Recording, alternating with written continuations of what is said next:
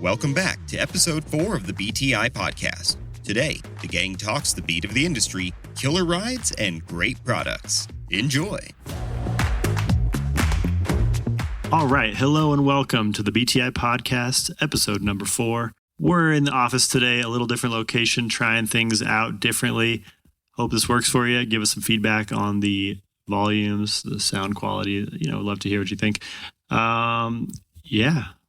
We're in the heat of the summer for us. We've all been cranking out the work, trying to stay on top of all the business, and I think probably feeling a little drained. I bet a lot of folks out in the bike shop world are feeling the same. Yeah, it seems like just the the temperature on the phones, the mood on the phones. A lot of shops, they're busy. Just quick responses. Not much time for talking turkey, but lots of folks busy with service. Seems like some selling bicycles, and others just jamming with service. Do you feel like the mood is positive, like they're getting the amount of business they want, or is the mood stressed like it was COVID? I'm getting the it's in the heart of the season kind of no view of the outside world other than getting through the work right in front of you kind of thing. Exactly. But yeah, I mean, you hear some sad stories for sure of bike shops closing down or just unable to make ends meet, letting staff go. But I think that's always kind of been, present in our industry, right? It's something that we always have to kind of deal with. But how about you, Derek? Jamming on wheels? Oh, yeah. I mean, I was burned out in March this year. So, hey, I'm just hanging out at this point. It's a little bit different for me, though, in terms of my perception of the industry. I mean, I hear not so good stories through the grapevine, but my interactions with dealers, I guess they're actively making purchases and are coming to me looking to buy things instead of, shutting down accounts, making sure that they're settled up with us, things like that. So I realize right now in the midst of this conversation, I probably have kind of a skewed perspective on that. We all do, right? I'm hearing all from the vendors. You're hearing from people that are in the wheel factory that are coming to you to buy wheels, and Jake kind of sees a bigger picture of it probably with shop visits, talking to a lot more customers on the customer service avenue of things. So yeah, interesting to get us together. And from my view, I heard that Eurobike was quite good. People were pretty positive. I think a lot of people got sick from visiting Eurobike with COVID and other kind of, traveling illnesses. But aside from that, overall pretty positive. And I think they must have done a good job filling the halls or shrinking it. Positive overall. Yeah, we put in a sweet shop ride this week. We don't do it often enough. We got a big old shuttle truck involved. One of the warehouse guys could carry 9 bikes, and we almost maxed them out. Maxed out the seating for sure. Yeah, it was a great riding with both you guys. It's been a while. I feel like we need to do that more often. Totally. Yeah. New faces, old faces. It was good, and everyone just rode so well too. Absolutely. Yeah, fun getting together with a group of rippers and getting some pace on it. We did a nice evening ride where there weren't many hikers to worry about too. Prime dirt, no hikers. Yeah. Yeah, it was interesting that the lower down the mountain we got, the wetter the conditions were. That's a rarity. Yeah, it must have rained low and then scooted off before it hit the top, but only one crash. Yeah, one jagged finger. I don't even know what happened to the finger, but... I heard there was more than one crash off the back end, but... We didn't have a view of that. Yeah, I can't confirm or deny. Yeah, one jagged finger, though. He's down there picking your orders right now, so... Actually, we have a couple more guys we need to get involved next week, or next time we do it. For sure, we need to get Garrett out there, too. Garrett, exactly. Yeah, I can't remember the last time I rode with folks from here. It'd been months. Jeez. Same here. One key, and I think this is kind of key for all group rides, maybe this is just a challenge for me because I don't let Jake plan it. Especially the timing, right? No, you just got to go in with the right mindset. I feel like I go out on my own rides with a different mindset sometimes, a destination, mileage, or, a finishing time that you want to meet. And if you group rides, you just got to go with the flow a lot more. Yeah, when you get more opinions, the more people, the more opinions, that last minute earlier start pretty much just made us on time, which was great, but it was a wrench to say the least. That was actually part of the plan, I think. Riley knows me too well. Yeah, no, group rides can be tricky, especially shuttling and especially with kind of a larger group. It's just easier to say time, place, you're there, you're not, but the shuttling makes things easier because then we can match up more people with different fitnesses, right? Don't have to stress on it. Yeah. Anyways, plenty of different fitness levels were involved in it. The shuttle makes things easier with that. We don't have to worry about it. So that's another thing. It's like, well, there's going to be a climb out of this shuttle, and like a few folks turn their head, like, wait. That group did fine. They all just fine. Yeah, I think there was some intimidation factor, and there didn't need to be. Let's do it again. Totally. And I think it was a cool community building. Good reminder for everyone out there. Get out on a shop ride once in a while. Don't stress about it too much. Make it low key. Have some fun with your coworkers after work. Yeah, this time of the year, it's very easy to lose shop sight. Ride, go ride with your colleagues. You don't always have to ride with your customers. Yeah, that's a great point. Yeah, really changes the dynamic, I think, when you have customers around. But I think that's... I saw this from one of my old shops, just closed for a whole day to get shop ride in. And I think that is a cool, just commitment to it also. Yeah, there's a few shops that go on their own shop mountain bike trip. The trip even. Yeah, oof, that's a real commitment. Some shops in Arizona, the Bikesmith, and I know, the Bikesmith in Prescott and Flag Bike Rev in Flagstaff. They do that kind of stuff annually. I think even Rainey has that dialed with Thunder Mountain too. Yeah, they've stopped by here. They've stopped by here on their bike trip with the whole crew, like 10 Dude, bike shop employees. It was a large crew. It was like the same size as BTI. It was huge. Yeah, exactly. Yeah, I think that's a really cool commitment though to that, and just shows your employees what's important. Got to keep them stoked. At the end of the day, it's why most of us are doing what we do in the bike industry. That's exactly right. Surround yourself with people that you like as well. It makes a big, has a big effect on that. If people are just like ready to get out of there and not talk to their coworkers, it's a little harder to go on a trip with them. Follow someone down a line you've never followed before. Just, take a different route, see what happens. I think with the first time I went actual mountain biking, I was riding with people that knew how to ride mountain bikes and had ridden and had climbed. And I mean, these guys are like mountain bike racers and crit racers. So if that says anything, they were at the top of the hill for at least 20 minutes waiting for me. But it's all about, ride with someone that pushes you. It's all about that, getting influenced by each other. I'd like to go ride some jump trails with the crew and be reminded how to jump again. Just close your eyes. Your body will never forget, It falls off though when you're just focusing more on pedaling or different aspects of things. So that's what I'd like to do. Albuquerque, we'll put together an Albuquerque trip for some new trails up there. Yeah, they're still building the new North Course up there in Sandia Crest. Yeah, I was talking to the 2-wheel drive guys this morning, and I think even old Ratzliff got out there on it. Yeah, said the stoke was pretty high. I hear it's amazing. So might be worth a shuttle trip down there. Yeah, still some North Course chunk, which is great. So I hope the folks that have been building those pirate trails for all these years are satisfied with the flavor.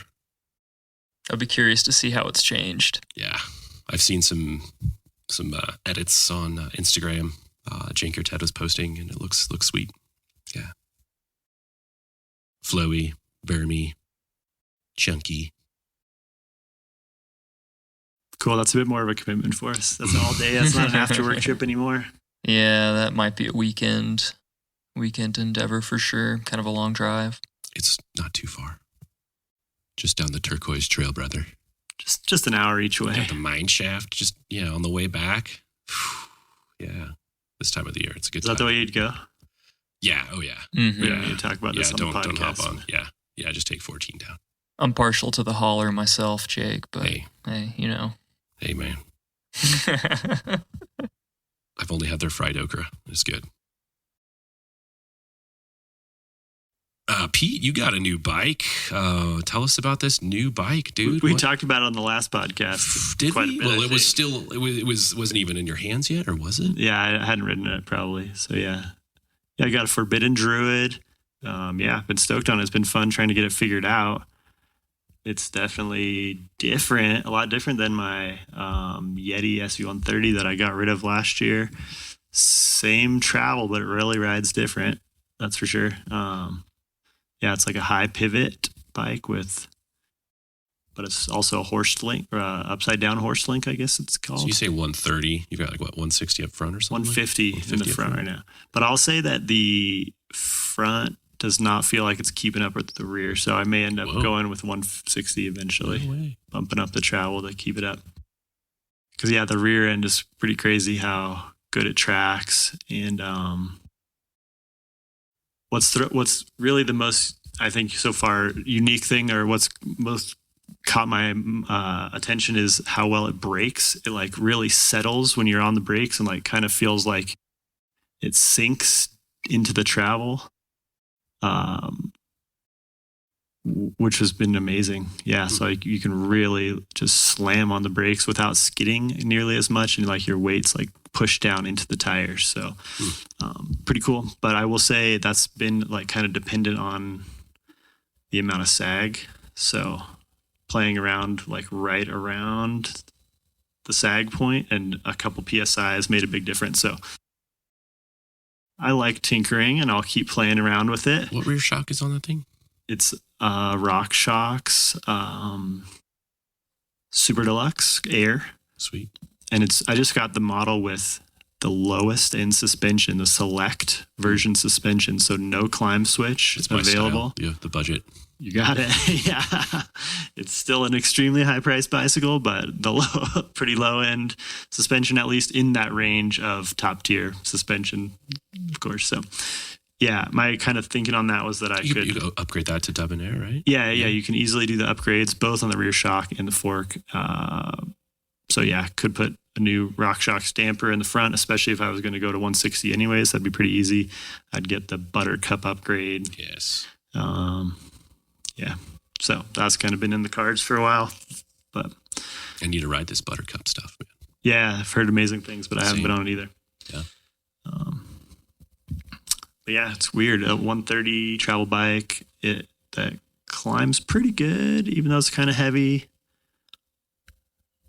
But it obviously is descending focused for a 130 travel trail bike. What drivetrain is on that thing?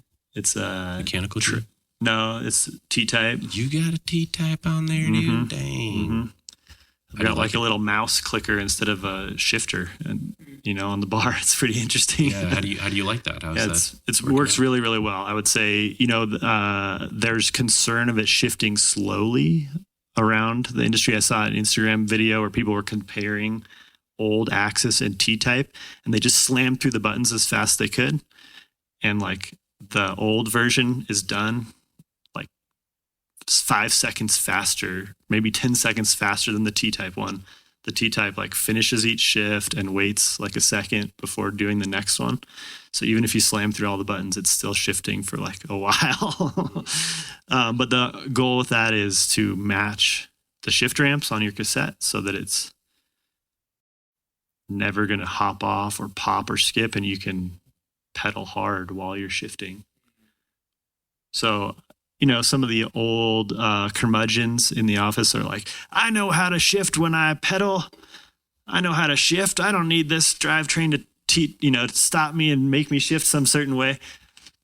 But I goof that up all the time. I'm a competent mountain biker, and I still make mistakes plenty. So this thing just means that it never like pops or like slips under power. Less wattage lost by bad shifting, longer life out of the chaining cassette. It's a win-win. Yeah, exactly. I think that'll add a ton. And you're never going to like break a chain with a bad shift either. So it's been cool. I would say the hardest thing to get used to for me so far is the shifter is really like a little mouse clicker. Oh, yeah. And so it's like I have the thing sort of rotated in a position I never would have expected, but it's like the buttons are almost facing up toward the bar and I'm pushing down on them instead of like the way a normal shifter would be. More testing to be done on that one. The first time I rode a Axis build, I'd never really messed with one. Long story short, this is when I ruined Teddy's bike. Mm-hmm, yeah. Long story short, at the top of the roll-in at the jump line, and he was in his lowest gear because he just climbed up to the top of the hill, complimented his bike, said, ride it, break it, and that's exactly what I did. Like third or fourth jump in, or I guess rewind as I was going down the hill, I couldn't figure out how to shift the thing into a higher gear. So I just pumped my way through. Third jump, bike came to a screeching halt. Rear derailleur was sucked into the spokes, and like all the spokes were gone. I think there was like 3 spokes left. I swear it was gnarly. So it was a drivetrain and wheel. Well, Teddy rolls up. He's like, yo, I forgot to tell you, my chain's like 3 links too short. And I'm just trying to like wrap my head over like what exactly happened. But yeah, that was so yeah, the suspension extended when you landed and pulled the derailleur down into the spoke. God, such a beautiful bike, just straight to hell. That was an expensive mistake, I'm sure. Yeah. But kind of his fault for running a chain too short too. It was both our bads, I guess. I don't know. I love that dude, so I felt bad. Yeah, that's one interesting thing about setting up the T-Type is like they say, here's exactly how many chain links you must use, and there's no limits to adjust on it. You just put it on there, put it in the gear they tell you to, and then you have sort of like a derailleur in like a setting mode where it's holding the cage semi-extended, and then you just tighten down your derailleur bolt and it's done. And it shifts good. Boom. So again, I can see how it's going to like really ruffle the feathers of mechanic curmudgeons that would not trust a computer to do their job for them, but it's working pretty good. Most of my friends that are riding this stuff, I always ask them, so would you ever go back to a mechanical group? And there's like no way in hell, like not even on their pub bike. I'm like, really? That's crazy. Yeah, I mean, I can see some reasons why you wouldn't build a bike with it if you were like doing some super backcountry stuff and you wanted more fixability. But is there a big difference between bringing an extra shift cable with you versus an extra battery?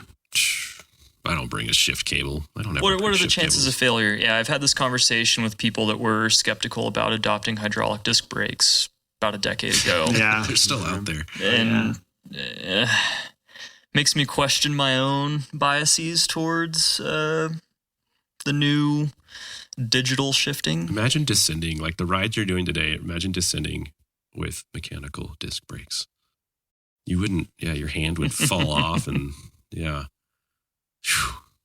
We used to have like claw hand and such, where you're just pulling so hard you can't move your finger after a little while. It's stuck in the little brake position. Doesn't happen anymore at all. It's amazing. Pete's at his desk just typing with his claw fingers, yeah. Exactly. Yeah, the point of that. I mean, I guess the fact that even on a regular axis or on a cable, if you break something, you could just you can tighten down your limit screws and sort of make it a single speed and like get out, right?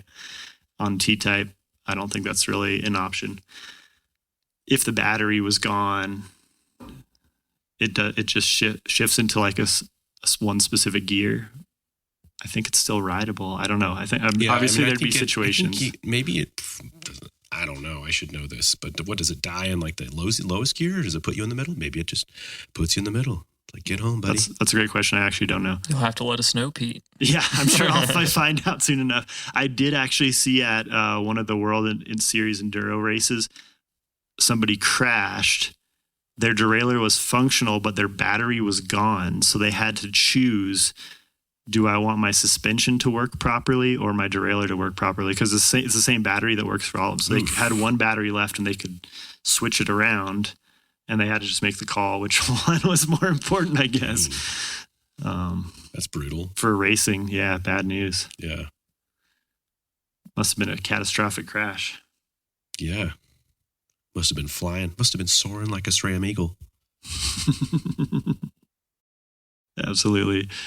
Interestingly, I saw an article where they compared the drivetrains of several Enduro World Series racers. And all the SRAM-sponsored athletes were on battery-powered drivetrains, primarily T-type. And all the Shimano-sponsored athletes were on mechanical, which they have an electronic drivetrain. But I guess that 12 speeds was more important because I don't think they have a 12-speed electronic drivetrain. They only have 11-speed. Pretty sure. Maybe I'm wrong. Maybe just the fact that they have the mechanical option, all the racers were still opting for mechanical. It's interesting. And the Shimano side. Interesting. That's a tough one because you have like I think there's sponsored, 12 speed like XTR Di2. Maybe, but okay. So either way, I guess that's tough because now you have like athlete obligations playing in with just choice. It's like that in a lot of sports. I mean, absolutely, yeah. No, there's nothing wrong with that. I'm just saying. But I we can don't see know it being why. limiting, right? Yeah. Yeah, I wonder. I mean, you'd think they would be giving their athletes, the top of the line stuff. And whatever they want to perform the best. Like an athlete's going to say, this is what I need to be the best athlete. So you're going to give it to them. Dior it is. Maybe for some of them, yeah. Right. Good enough for who it's for, man. I'll take it. Yeah. I got the downhill brake for my trail bike also. Clearly have a focus on that bike. But the Tech 4 V4 coming in to replace. I was testing out some Lewis brakes. Have you guys heard of Lewis? Those look really cool. How'd you like them? They were pretty decent, very easy to set up. It had a little bit of a unique hose process. There's no like barb and olive on it. It had just a thread in sort of nipple.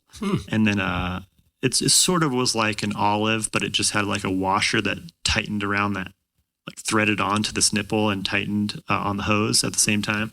So that was kind of neat. It's very reusable. There's not like parts that are thrown away. Like modern SRAM brakes have a threaded barb and all system. The SRAM, I mean, I did that one also just last year, and it's more confusing.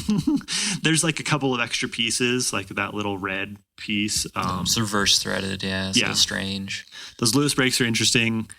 I don't think that they're like better than other manufacturers, but they were good. How's the power? I ran them with 180 rotors, thin 1.8 mil rotors. Power was medium, not like extreme power. Modulation? Yeah, it was good. The feel was good. They were like a touch inconsistent. That probably had to do with bleed, though. What does that though. brake look like? Is it kind of like a Chinese version of a Hope brake or something? No, it's a Chinese made like copy of a those real high end brakes that DT just bought. Something tech. No. They're like the most expensive brake on the market.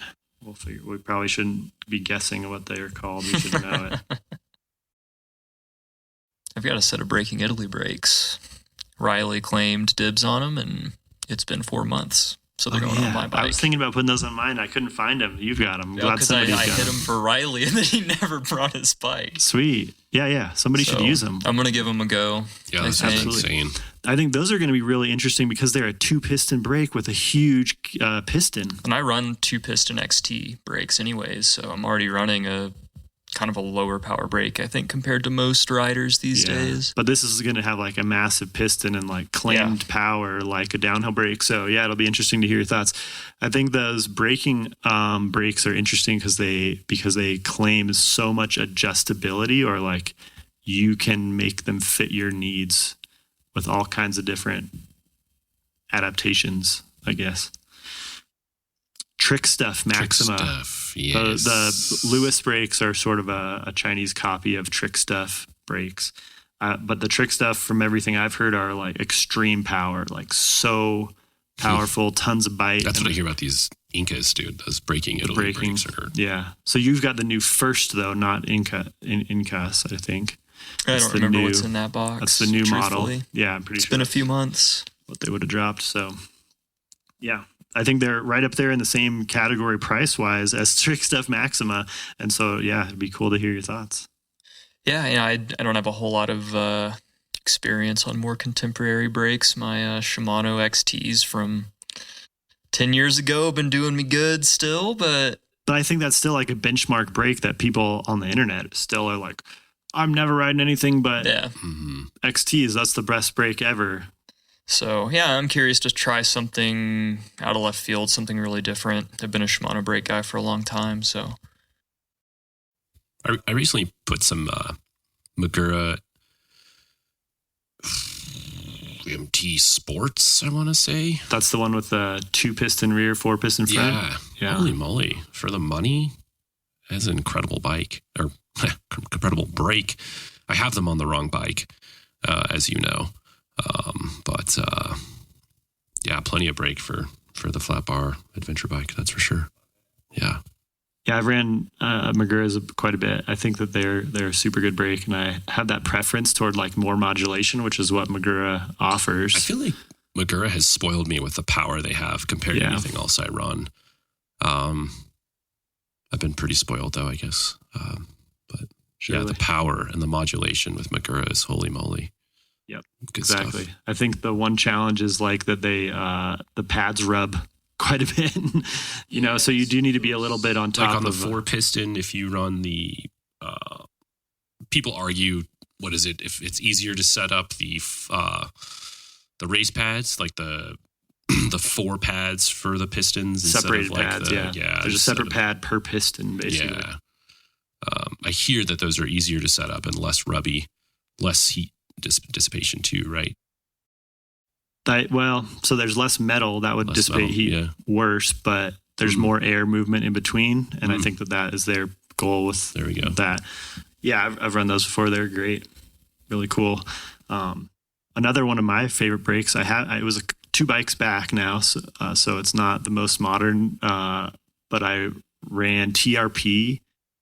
The downhill brake. I remember that. Yeah. And those brakes were incredible with both power and modulation. And for me, the best part about them was I didn't have to touch them one bit all season. Maybe it was even 2 full seasons that I ran those with no bleed. That sounds like my TRP Slate T4s. They're just so consistent. Every ride, no matter how much heat, no matter how much dust.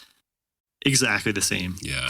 So, and even through pad wear, like it just didn't change. You don't even have to change the pads. You don't have to change the oil. Just run them. I've never used TRP hydraulics, but I have some of their cable actuated brakes and been very impressed.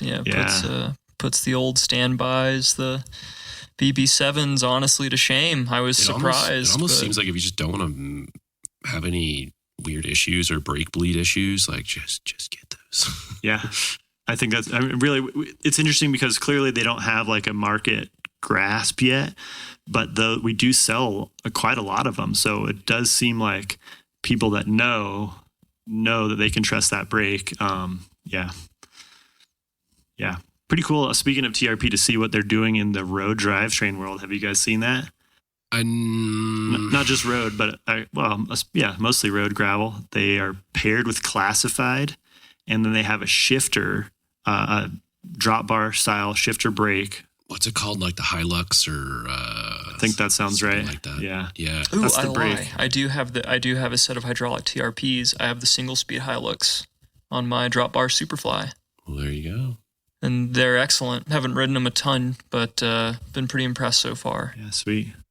So they have that set up paired with like the classified rear hub. I think that sounds so cool. You say classified rear hub. What is that? Oh, It's classified, man. Can't tell you.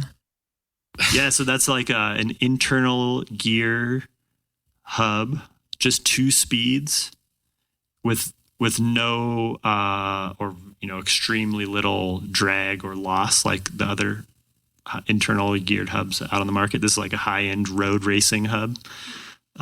It's ridden in Grand Tours at the highest road level and 2-speed. So no front derailleur. So it's like a front derailleur inside of a rear hub. That's exactly it. Yeah. I'm just kidding. Yeah, and it's kind of an expensive system, so people can you get the classified system, and then you can switch it between hub shells fairly easy. So you could have different wheels, essentially with just one of the expensive classified middle part. Wild. So is it kind of like just a hub body? Yeah, it slips into a hub body though, and with an axle that goes in with it. It's classified. Yeah, it's sort of, I think for a little while it was like secret what was going on in there, but yeah, that's pretty well proven. Yeah, I think the road world needs that, with One By kind of taking over the gravel and adventure kind of side of things, for the hills and the terrain that road bikes see. It's nice to have that make-believe front derailleur. Man, Sturmy Archer 2-speed kickback hub, baby. You guys know I have one of those. It's amazing. Really? On which bike? Yeah. Yeah. The cruiser.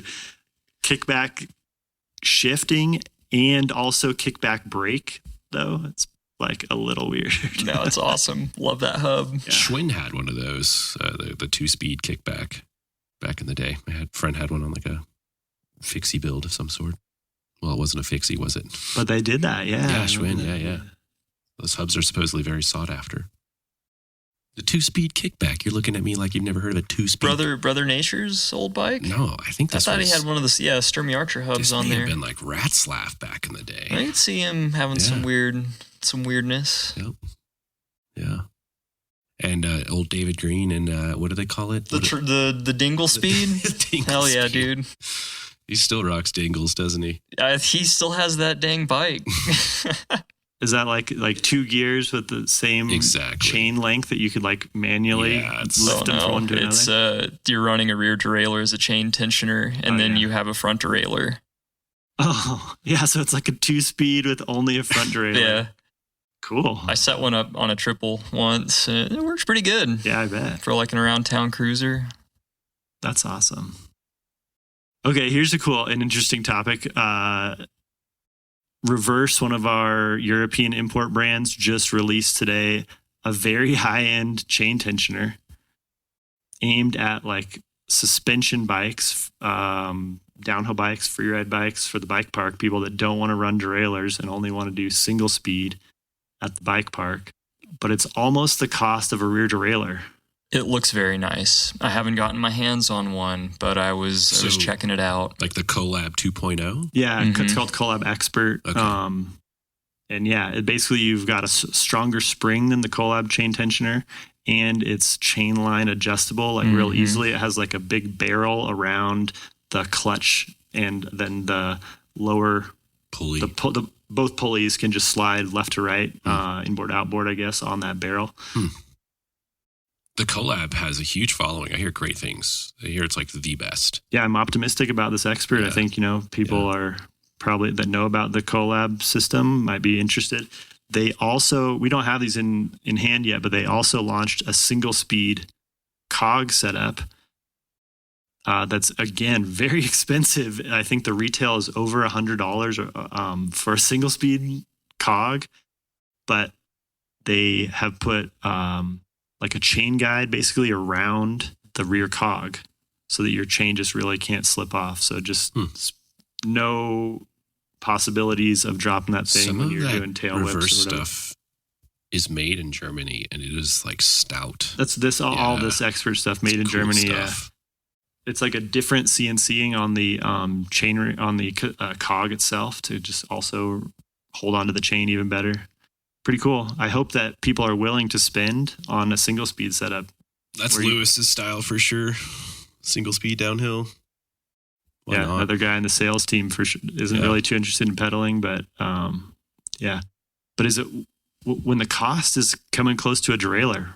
When would you just choose one over the other? I mean, why wouldn't you if it's your thing? I mean, no gears, no masters. That's why. No master. You know, I mean, if you want the best, even if it's niche, you still want the best. It's like in the running world, you pay the same for a minimalist zero drop shoe than you do for a full stack shoe, or pretty close to the same. So you could argue it's less shoe, but is more stuff always better? Or is more gears always better? Just how fast do you want to go, Pete? How fast can you spin? For sure. Yeah, I mean, I guess you're never buying a shifter. You don't have to worry about cable tension, setting it up correctly. Yeah. Something about the single speed breed. It's, just riding with single speeders throughout the years, pushing your bike up a hill when they're riding up the hill, Which being makes sure no you're sense. out of their way so they can get the speed they need. Then they pump off of everything. It's incredible. I need a single speed. That sounds like you do. Yeah. I probably should too. I've never experienced, and that's why I don't grasp on. it. That's right, Derek. Come on over. SS guy. I was a single speed warrior for a long time. Yeah. I'm actually thinking about putting gears on that bike, though. Making it my adventure bike. You know, I love the Libre, but it's a little too... I don't know. I don't want to load it down. But I think the Superfly might be a good fit for that, so... I might be without a single speed, and I don't know, out here I don't ride it, you know. If I'm going down to a single speed worthy trail, Superfly is basically the equivalent of a modern day gravel bike. Let's face it. That's why I put drop bars on it. So, yeah, you know, riding down to Galisteo is nice to have gears when you're out in the open, so I just haven't really ridden it much. What about La Tierra? Isn't that pretty ideal for single speed? I've thought about building a new single speed wheel set for it and maybe trying to ride it out there, but honestly, I ride my Libre at La Tierra a lot. But we were at the Derek and I were riding. We were with my dog. We get out. At this point, it's like, all right, do I want to ride an extra, like, I don't know, what is it, like 7 miles with the dog? I can't remember. Anyways, Derek lapped me. I was like, dude, I'm gonna head back, straight back to the truck with the dog, and he did like the outer exterior White Rock Grotto loop and lapped me. I think I was on my single speed that day. You were on that SS. I remember, yeah. I'd probably just put that drop bar setup on it. Yeah. Yeah, it's fun riding with dogs, but they can't go that far fast. Yeah. She probably could have. I just couldn't do it to her. Yeah. I've been on a ride where their dog was keeping up with us, and we were really like blown away. And then we were riding next to a stream, and the dog's like walking in the stream, and he's like, my dog hates water. This is weird. So we stopped and checked on her, and her pads had ripped off her feet from trying to run so hard to keep up. Yeah, that's where it's not fair. Yeah, you can't like, you can't like go ride, I guess, the way you want to go ride when you have the critters with you. You gotta. My dog's a great running companion, but I don't ride with her. Way better running companion. Yeah, that's like where they're fairly well matched. I actually was just going to talk briefly about Cascade Components. They're a pretty cool brand that's not in the BTI catalog. You used to run some other stuff, right? Yeah. I ran their link on my Yeti. They started out with just these suspension tuning links, mostly to get leverage. Yeah, they changed the leverage exactly. Yeah. So the goal was they made all bikes basically more progressive, and then they also added travel. And I think that they were kind of misunderstood. People were like, "My bike's I want more travel out of this bike," but that was never really their goal. That was just sort of a byproduct. The goal was to have these more progressive linkages, so that. Yeah, they were a little more tuned for like jumping and super aggressive riding compared to like what a trail bike from 5 years ago maybe was at the time. Yeah, they started making a bunch more parts, and it always catches my eye. Even making their own brake caliper. And I think they have a brake lever in the works now too. They showed at Sea Auto this year. Super. Out of, Cascade out of the Northwest up there. Yeah. Bellingham or somewhere. That's up there. Awesome. pretty interesting. We always try to talk to them, see if they want to join BTI in some way or another, but I think they're doing their own thing, and they are super nimble. They move fast, so it'd be tough to keep up, to tell you the truth. It is cool stuff. I've heard great things. I've got some friends that are big fans. Cool to see that they're dabbling into other applications, other product. Yeah, no doubt about it. There's a couple of businesses like this where, in fact, 5Dev is not too dissimilar, but they're just a big CNC shop. Yeah. And then the employees ride bikes and want to make some bike parts, and they start doing it with their mechanical and mathematical knowledge that they already have. They have a pretty good insight into what's needed. So that's been going on in the bike world forever, though. Yeah. Right? I mean, even like I9, right? They're the ninth industry inside their brand. They do all kinds of other things. Even like way back,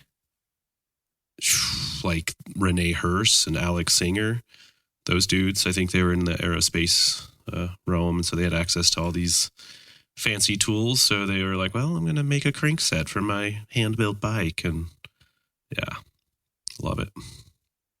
It's probably the best way we get like real high level like knowledge and science and math skills inserted into our industry.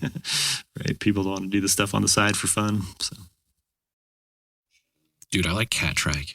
Catrike? Dude. Is it Catrike or Catrike? No, it's Catrike. Yeah. They were a great brand for us. They are Two wheel. And really cool people. They make a solid product. Yeah. And I hear the product is cool. It's rock solid. Yeah. You don't know trikes, Pete? I have no knowledge of this dude worked at two wheel, so hell yeah. It was interesting, Sounds like they should have changed the name to three wheel. Yeah, that joke has been made several times. Trust me.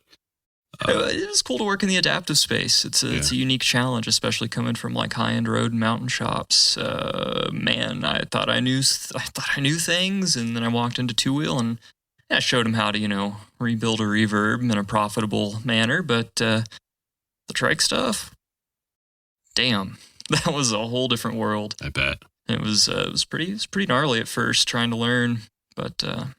It makes so much sense in the adaptive space, like you said. I think I had only dealt with it in just like, maybe I just had the wrong mindset, but in the space of like people that wanted something weird.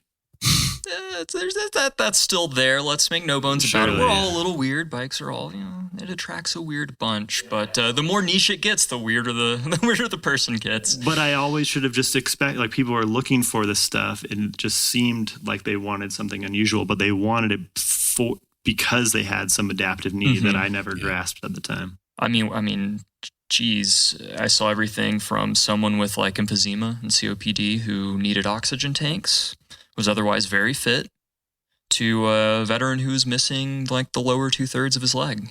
Yeah. And everything in between, pretty interesting stuff. Speaking of which, how awesome are, these electronic groups now, for adaptive applications, right? Like, I mean, man, when Catrike came out with the Bosch Boom, that you could put even just a mid-mount motor, a high-quality mid-mount motor on a bike like that was revolutionary.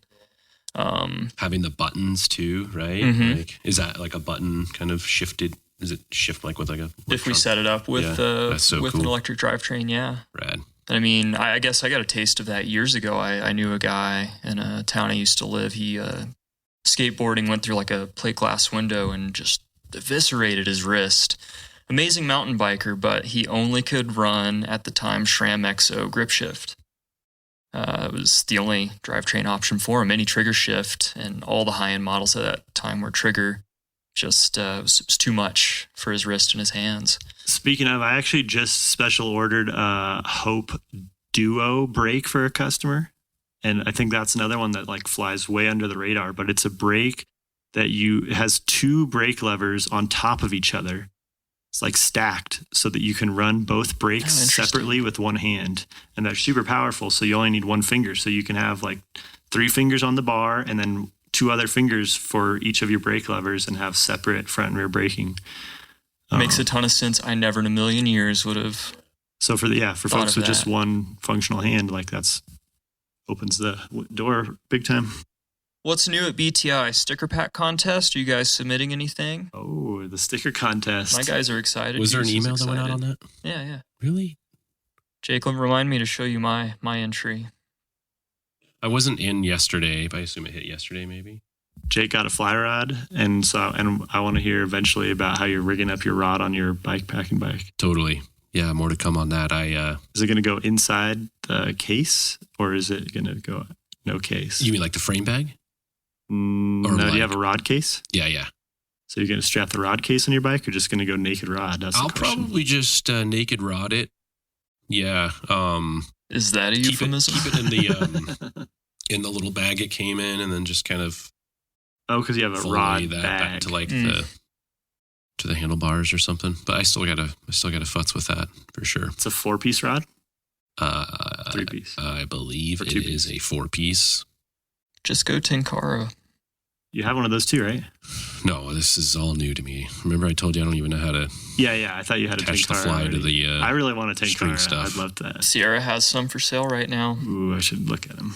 more to come on that, Pete. Yeah, we can get off topic here. I just got a waist bag for fishing, like a fishing fanny pack, but I haven't used it yet. I haven't Sweet. been fishing very much, so I was like, all right, wife, you got me this bag. Now I'm gonna have to put it to use. Yeah. I need to get back out to the Hamas though and actually dedicate some time. Either It's that such or- a good spot to learn because you're like in the open fields. Mhm. I mean, Yeah. for sure, there's still the challenge of it's a bigger challenge to like sneak up on fish there, Yeah. but you don't have to worry about getting hooked up into trees once you're in rivers. I've only done one trip where I strapped my rod to a bike, but I had it I have like a tube with a reel cover built in. Nice. Yeah. You know? And so I was running. It was like a full day, not overnight, but just like a full day. So I had some gear, but then so I had like a saddle bag, like one of those bigger saddle bags, and I just strapped the reel section of the rod case onto the saddle bag, and then did like a volley strap down at the dropout for the rod Oh, there you go. tip of the Just rod, so it coming went down. vertical, Nice.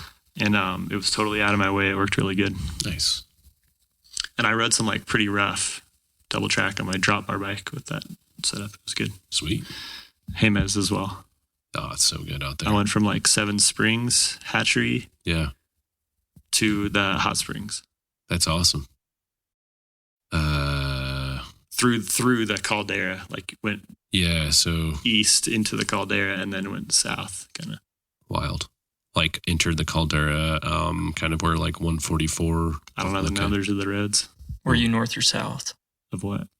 of the caldera itself? Were you on the northernly route or a southerly route? Were you south of like Redondo, or were you like?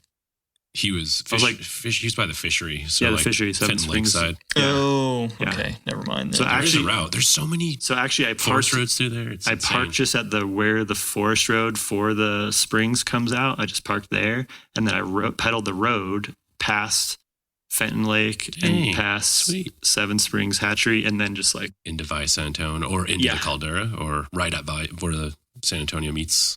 yeah. Sweet. Well, so I think I had a bigger route aimed, and then I don't know, got stoned That and place is- fished for a while and Yeah. didn't go as far or whatever. But That place is it's insane. To go to, like, it's one of my favorite places to ride bikes. The mountain bike trails are really gnarly, which is fun, but like just the forest roads are just so flowy. Natural berms, natural jumps. Like it's hard to not have like a shit-eating grin on your face riding out there. And plus it's just so beautiful. Saw bear cross the road, saw a couple turkey right after I saw the bear, saw 2 herds of elk, smaller herds. so this is just yesterday. And then a huge herd of elk. This is just making my way through towards the caldera. It was insane. This is just yesterday. Tuesday. Yeah. Yeah, but a huge herd of elk in the caldera. It was just, I don't know, man. If you live in Los Alamos, having that, like, I mean, we're lucky to have it right there, right? It's not that far. But, you know, to live in Los Alamos and just to, like, go hit the Hamas. Whew, wow. I'd be out there. We say that about our own mountains too. We do, but I like our trails from town more. Controversial I hear opinion. the trails out there are sweet. They're good, but Yeah, like they need to be trimmed back. If they're not trimmed back, they can be pretty rough. And it's just because a bunch of successionals are coming in after the fires. All that razor wire, razor bush. That's like the higher up stuff. The in-town trails stay pretty clear, but they're just like tech. Their in-town trails are just like pretty technical. I guess I haven't ridden in town, like in the canyons. I've only been above. Go shoot a shop ride.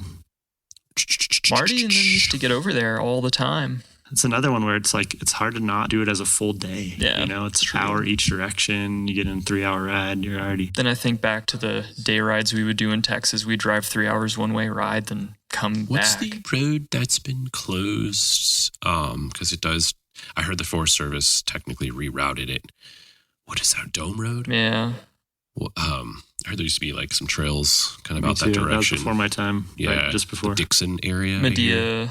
Medea Trail, I believe, is the one you're referring to. Comes out by Dixon Apple Orchard. I think that whole canyon got blown out after the fire. That's what I hear. And also there's some legal changes with the Pueblo down there. Yeah. Yeah, Cochise Pueblo, and you can't go through it, I think. Yeah.